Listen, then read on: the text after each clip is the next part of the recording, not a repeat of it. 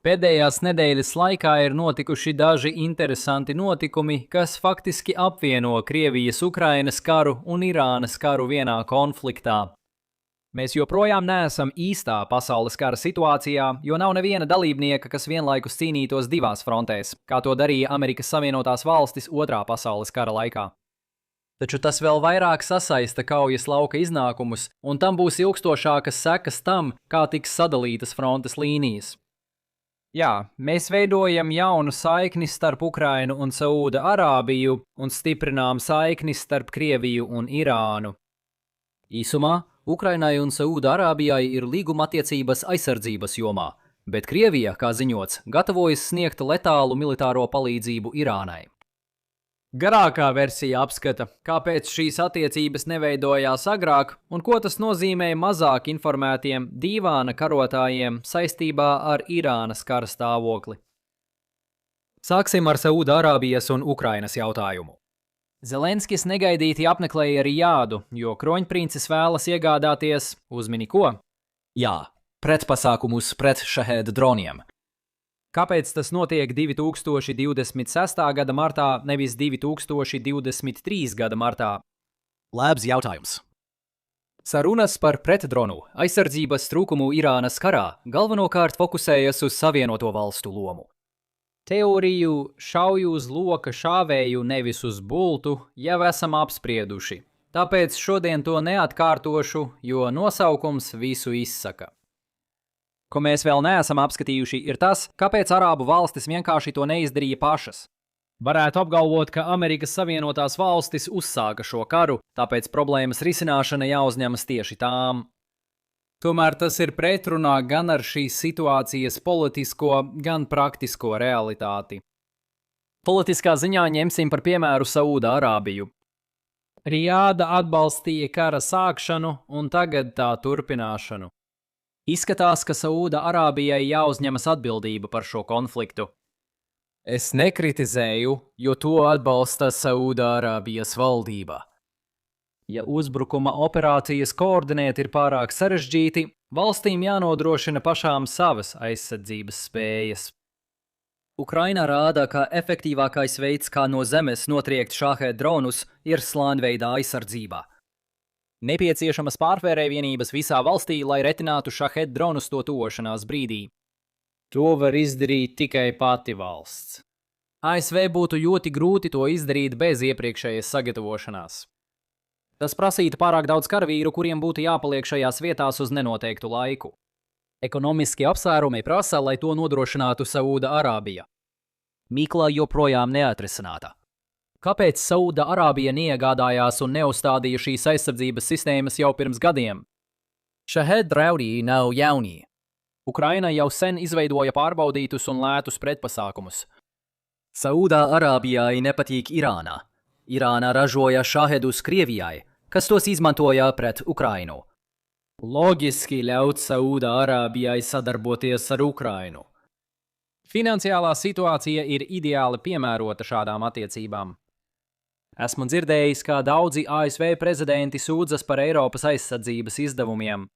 Es neatceros, ka kāds ASV prezidents jebkad būtu sūdzējies par Saūda Arābijas aizsardzības izdevumiem. Patiesi, Saūda Arābijas aizsardzības budžets ir milzīgs.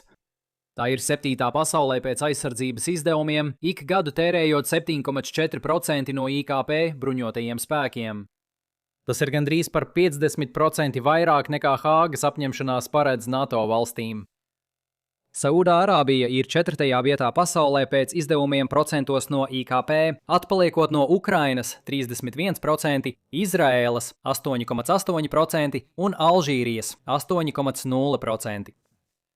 Tā ir tieši virs Krievijas, kas šobrīd piedalās lielākajā sauszemes karā Eiropā kopš Otrā pasaules kara. Padomājiet par to brīdi. Ņemiet vērā, ka Krievija iespējams melo par izdevumiem. Ukrainai steidzami vajag investīcijas.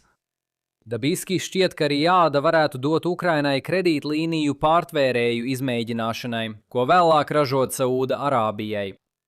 Pat ja Ukrainas rūpnīcas būtu pārāk aizņemtas ar pārfērēju ražošanu savām vajadzībām, kas pēc Ukrainas domām tā nav, ir iespējams noslēgt licences līgumu un izveidot rūpnīcas Saūda Arābijā. Tomēr, neskatoties uz visu to, līdz 2026. gada martam nekāds līgums netika noslēgts. Problēma bija, ka Saūda Arābija, citas valstis un Izrēla centās sēdēt uz diviem krēsliem. Viņi gribēja būt vienā nometnē ar daļu rietumu koalīcijas un saglabāt draudzību ar Krieviju. Ieguldījumi Ukrainas aizsardzībā pārrautu šīs attiecības. Tādējādi Saūda Arābija nesaņēma tāda veida tehnoloģiju pārnesi no Ukrainas, kādu NATO pastāvīgi saņem. Tāpēc 28. februārī viņi bija tik nedrošā situācijā. Tagad vairs nevar balansēt. Karš ir īsts. Šahēd uzbrukumi nav tikai hipotēze. Ja Saūda Arābija vēlas labākos risinājumus, Ukrainai jābūt partnerim. Tas nodrošinās Saūda Arābijas palikšanu šajā aizsardzības ekosfērā arī pēc Irānas kara. Visticamāk, Krievijas un Ukrainas karš turpināsies arī pēc aktīvās kara darbības Gedākijām tuvajos austrumos. Saūda Arābija gribēs izveidot drošības tīklu, 9 mēnešiem uz priekšu, kad konflikts var atkal uzliesmot. Visu laiku Ukraina labprāt pieņems jebkādas investīcijas, ko tā var atrast savā aizsardzības nozarē, iespējams iezīmējot lomu, kādu tā spēlēs sadarbībā ar NATO valstīm pēc kara beigām. Saūda Arābija un citas valstis kļūdījās, vilcinoties sadarboties ar Ukrainu. Tas starptautiskajās attiecībās notiek visu laiku.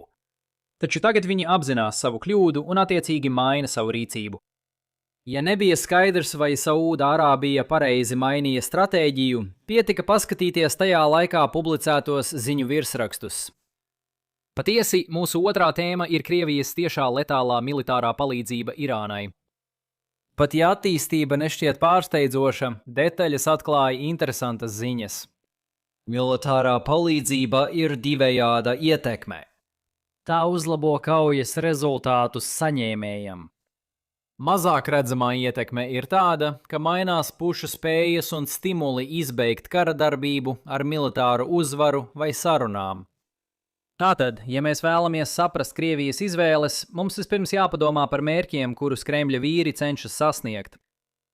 Karos rietumu koalīcijai ir viens politikas mērķis, bet pret koalīcijai kopīgi līdzekļi, bet dažādi mērķi. Krievijas mērķis ir nostiprināt pozīcijas, lai sasniegtu politiskos mērķus, īpaši iegūt vairāk teritorijas un ietekmes Austruma Eiropā. Krieviju neinteresē notikumi tuvajos austrumos vai Taivānas šaurumā. Krievijai svarīgi, ka vāja rietumu koalīcija ļauj vieglāk iegūt vairāk teritorijas Ukrainā. Tāpēc Ķīna pēdējā mēnesī vienkārši vēroja un baudīja notiekošo, bet mazāk pēdējos 4 gadus. Pat ja Krievija un Irāna zaudēs karos, Ķīna joprojām var uzvarēt. Rietumu koalīcija vai nu grimst vai peld kopā. Vēl konkrētāk šeit ir norāde, ka Kremlis vēlas, lai karš Irānā turpinātos. Kāpēc? Tas iztukšo ASV krājumus un rada baumas, ka Baltais nams varētu izstāties no pērļu iniciatīvas, kas ļauj valstīm iegādāties amerikāņu aprīkojumu Ukrainai. Tas raušanos grauj uzticību ASV institūcijām un samazina administrācijas spēju izmantot militāro varu ārvalstīs. Patiesībā tas attiecas uz jebkuru administrāciju, gan pašreizējo, gan nākotnes. Politiskā šķelšanās parādās arī starptautiski, kur Krievija priecājas vērojot Eiropas un ASV strīdus. Tas ceļ naftas cenas, dodot Kremlim ekonomisku glābiņu īstajā brīdī.